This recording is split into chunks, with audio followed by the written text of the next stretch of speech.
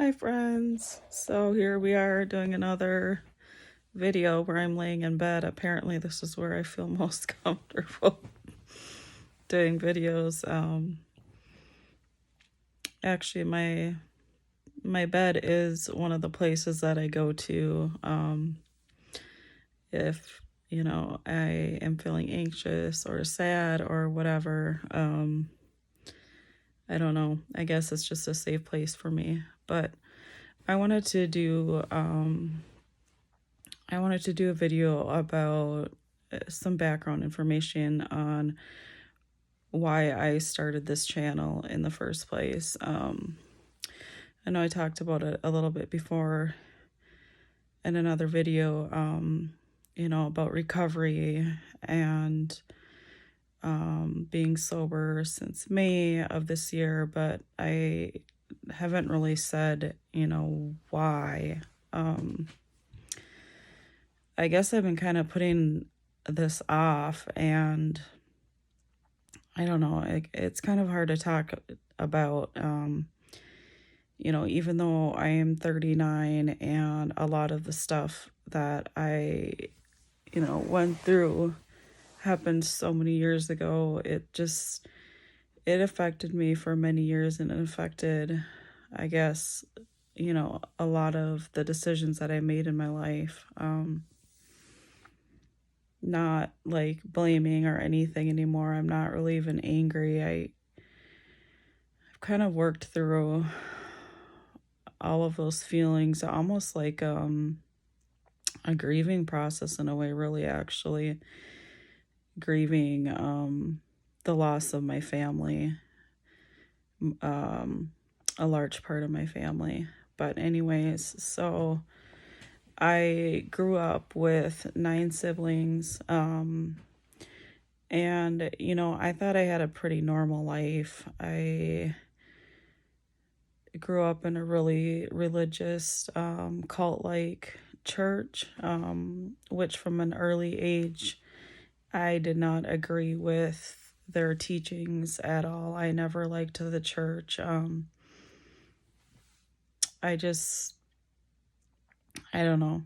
I didn't agree with the teachings. I guess I was probably a smarter kid, and just didn't buy into a lot of the stuff that the, ministers were saying. None of the ministers were trained. They were actually just voted in. They would have a meeting at the church, and then they would talk about, the need for another minister, and then they would ask for recommendations or whatever. Somebody would raise their hand, give out a name, and then somebody would second it, and then that was it. That person was, next Sunday's minister, basically. I remember going to church and having, listening to somebody that was newly preaching, and some of the sermons were literally like 15 minutes long, and it's the person speaking spent most of the time like crying. I don't know, it was very strange church to grow up in. So anyways, I grew up going to church. Basically, I mean, our lives were kind of centered around it. Sunday morning, Sunday evening, and then Wednesday evening, and then there were many extra services, like fall services, winter services, spring, summer. It seemed like there was always some kind of a church thing going on, and I never really felt like I fit in. I never agreed with what they were, preaching at the pulpit. It felt very rule-based to me. And it also made going to public school very difficult because, the kids from school knew that that I was different. I couldn't wear makeup. I couldn't dye my hair. I couldn't go to the movies. We couldn't watch movies at home. We didn't have a TV. Couldn't wear nail polish, couldn't date outside of the church. Like there's just so many rules that we couldn't even really have friends outside of the church, which was that was really hard too, because there were a lot of people that I liked in school. So I could talk to them while I was at school, although my mom was a little bit more relaxed about some of the church rules, and she did let me go to a couple friends' houses over the years, but I was basically forced to be friends with the other girls from the church that were my age in the same Sunday school group or whatever. So we had church. I don't know, I guess your typical holidays, American holidays,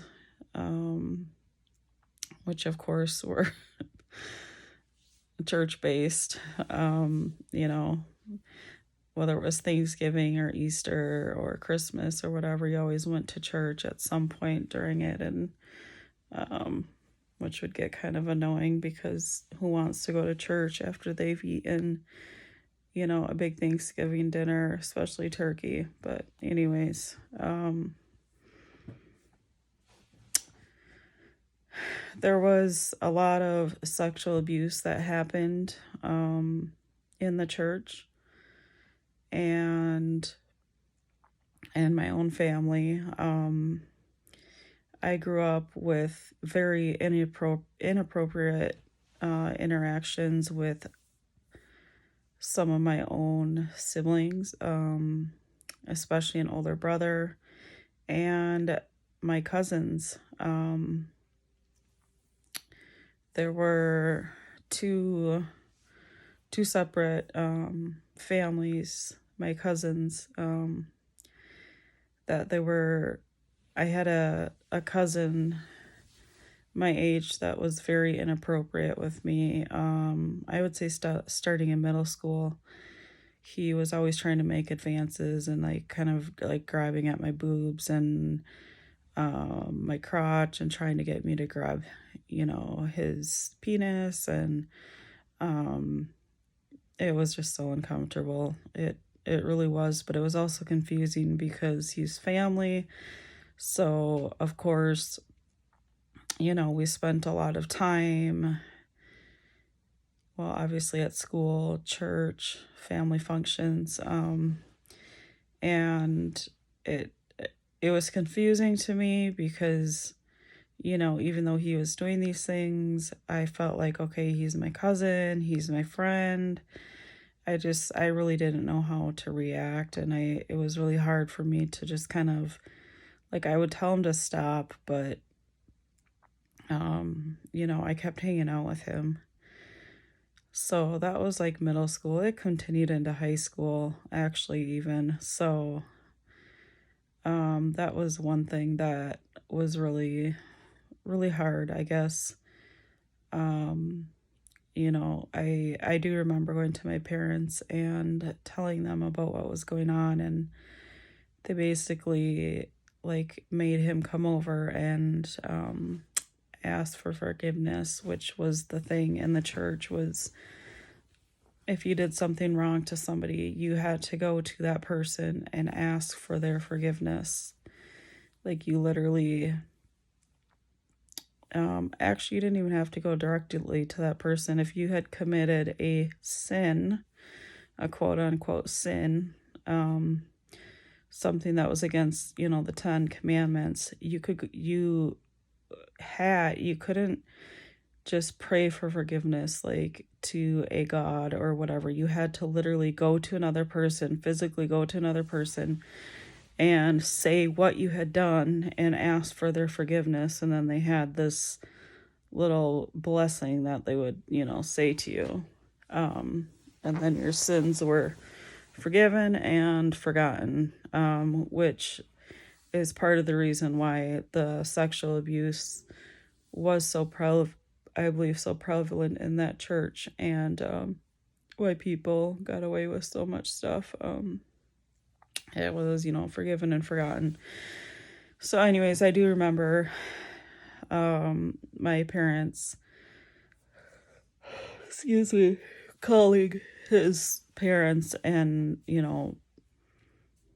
forcing them basically to have him come over and ask for forgiveness. So I don't know. The whole thing was just so strange, but stuff continued on long after he ever came, saying, I don't even know if he said apologize for it, but so that was one of the, you know, inappropriate sexual things that I had going on in my growing up years. And then there was an older brother who was very inappropriate with me. He would just, the things he would say to me, and I don't know, it was all very strange and all very uncomfortable, and that started in middle school also. I'm not really going to go into details about that right now, but that continued actually even into my adult years. And there was an incident that happened at his house. I was an adult, had my youngest was, I know she was in a car seat. I don't really remember what year it was. I know if I thought hard about it, I think it might have been in like 2008, actually. I think it was in 2008. An incident happened at his house that, he was making advances towards me. There was alcohol involved, but still, that wasn't the first time he had tried making advances towards me. This is my own brother, my older brother. And, that was really confusing too, because I looked up to him. He was my older brother. He was somebody that, people kind of gravitated towards because he had like this presence, and he had a lot of friends, and he was just one of those people that kind of, was like the life of the party, I guess. But anyways, there was this encounter that happened with him that really changed everything. And not too long after that, he ended up leaving the state. He had been married. They had gotten divorced, and they had a daughter who my parents ended up adopting. But anyways, sometime after this incident with him and I, he did end up, I don't know, one day he just left. He got on a train and he headed west to Washington State, where his ex-wife was living. Apparently he went out looking for her and then made his way down to California. That was in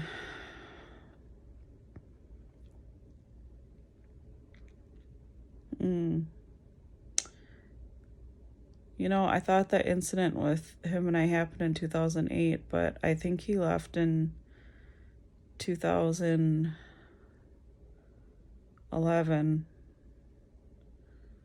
I don't really remember. Anyways, it's been like 10 years, at least 10 years that he left, and he's been homeless on and off since then, and, doing drugs, and I don't know what. I haven't heard from him.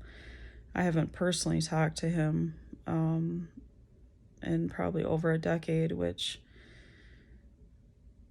I had to go through a whole grieving process with that too. I mean, it's really hard when, even though that incident happened with him, of course, he's still my brother. I still love him. I still care about him, but I had to kind of just like, basically kind of put just a wall around my heart where it comes to him, because it just otherwise it's just too hard. I don't know if any of you guys have siblings out there that are missing, or that you haven't heard from for a long time, but you just really know, you never know, like, if they're okay, or if they're alive or dead. So I don't know, I don't really like talking about it, so I just try not to think about it.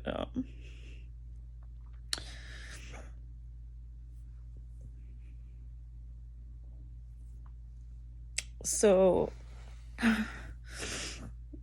had that experience, with a lot of my substance use, I believe, does, stem back from like the religious trauma, and a lot of sexual abuse, and then I actually, in 2005, my parents never really had, like, they never seemed to have, like, a loving relationship. My mom was always there to meet him at the door when he got home, and she would, give him a peck on the lips or whatever, but there was never any intimacy that I remember seeing. I mean, it just, I don't know. My dad was really mean. Growing up, he was very angry, and I remember him yelling a lot at my mom and making mean comments to her, like about her weight or whatever. I do remember him being very, very mean to my older brother when he was very young. My older brother was very young, and I remember him, like, having to do timeouts during family dinners, and I don't know. I learned from some of my other siblings later on that I guess my dad was, even physically abusive with some of the boys in my family. I have 5 brothers, but he would just yell a lot, and actually one of the hardest things probably to witness was how he treated the dogs.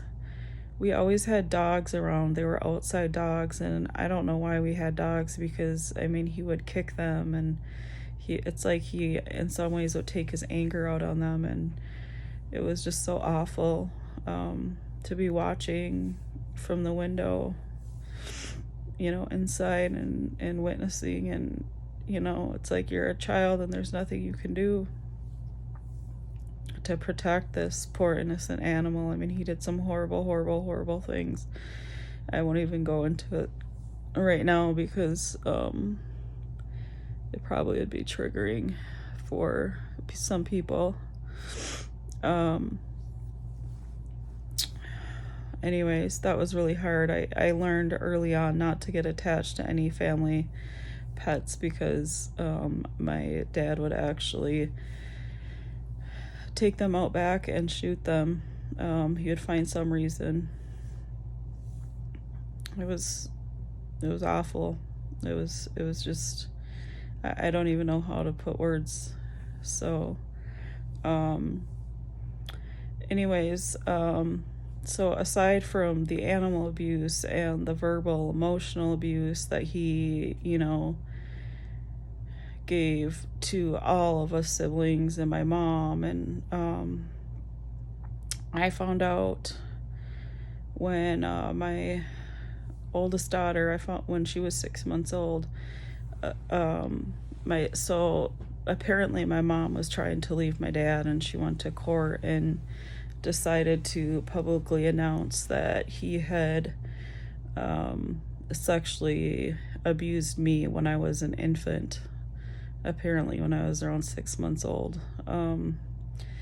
And there's varying stories on, I've talked to my mom's, a lot of her siblings about it, and, trying to piece together information. I've talked to her about it, but she always just tried to brush it off. She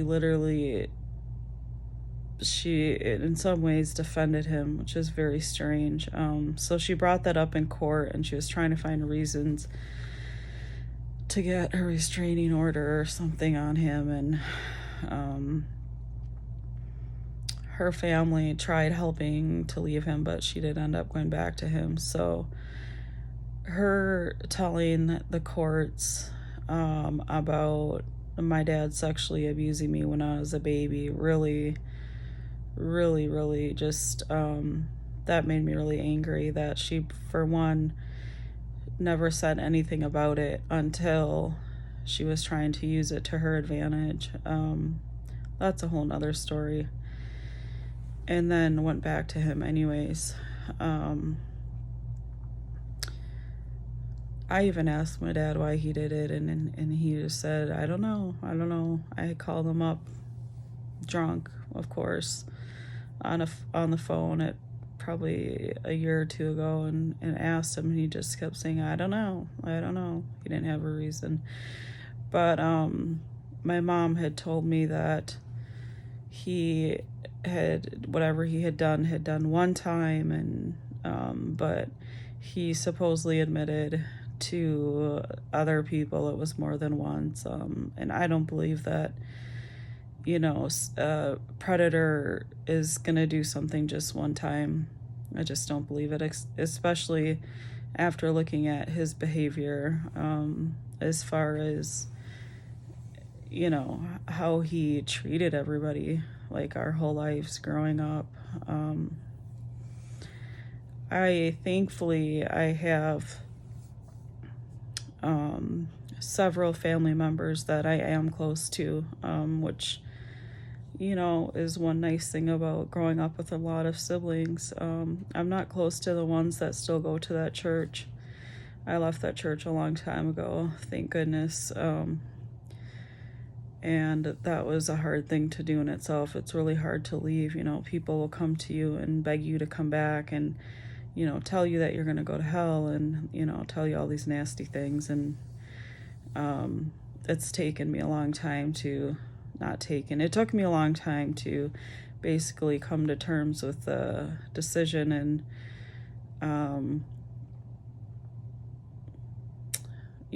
be okay with it.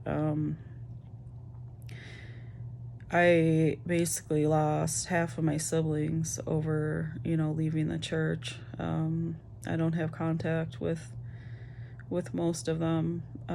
It's really difficult when you can't see your nieces and nephews, when your own siblings don't trust you around your nieces and nephews. It's really, really sad. But anyways, so there was a lot of sexual abuse that happened. And then my senior year, my parents, I was really close friends with this boy that, kind of turned into like a romantic relationship. It was very innocent. I mean, we would hold hands and listen to music together and, kiss. That was the extent of it. But they they forced me to break up with him. They said our house, our rules, and he was the nicest, most respectful boy ever. He was just so funny, and we had so much fun together. We had such a good time together that things changed for me after that. After I was forced to break up with him, I really just, I don't know, I guess I kind of gave up. I had started having anxiety and depression in 9th grade. It was hard for me to transition from 8th grade to 9th grade. And then so that was my senior year that they forced me to break up with him. And after that, I I just really stopped caring about anything. And I started hanging out with my best friend, and she had a male friend that she was romantically like involved with, and then he had a friend. So the four of us started kind of hanging out together, and this friend was like a bad boy, you know. So it was like basically going from this nice being forced to break up with this nice guy to hanging out with this bad boy who. Okay, so continuing on. So started hanging out with this, you know, bad boy with a tattoo, and him and his friends smoked weed, you know, drank, partied, whatever. I never did with them. But anyways, this boy ended up raping me. And, you know, it was really an out of body experience. I remember, you know, it happening, and I remember just kind of floating above myself and watching it happen. But, you know, I was saying no the whole time and trying to push him away, and it still happened. And the next day at school, his younger brother came up to me and made some nasty comment to me, and was laughing, and I don't know. I don't really remember the rest of senior year after that. But it was, you know, after that happened, it was just one bad relationship. It went from one bad relationship to the next, but I will get into that at another time. I just wanted to kind of give an introduction to, you know, why I believed I turned to alcohol. The first time I tried alcohol at 19, it made me feel so good, and it took me away from all my problems, and that was how I chose to deal with all of, you know, the stuff that happened in my childhood and teenage years. And so starting from 19 to I'm now 39, so 20 years, it's been an on and off issue, and I've had many legal consequences because of it. And I'll talk more about the legal consequences in another video, but it wasn't easy to talk about all of that stuff. You know, the religious cult-like upbringing, and the prevalent sexual abuse, and the mental and emotional abuse.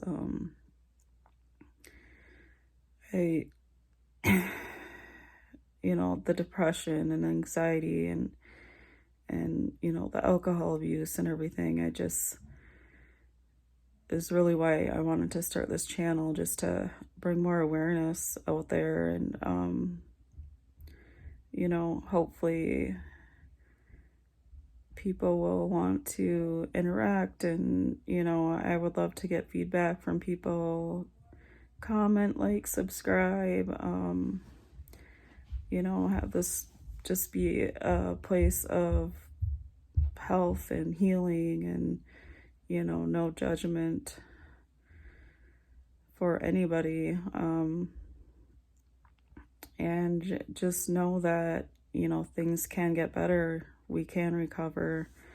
I've been sober now for, let's see, May, June, July, August, I don't know, 5-ish months. But the biggest change for me has been the change inside, and just the peace and the lightness and the freeness that I feel, that I never thought I would feel. So yeah, that's that. I will post another video soon. All right, have a good night, everybody. Bye.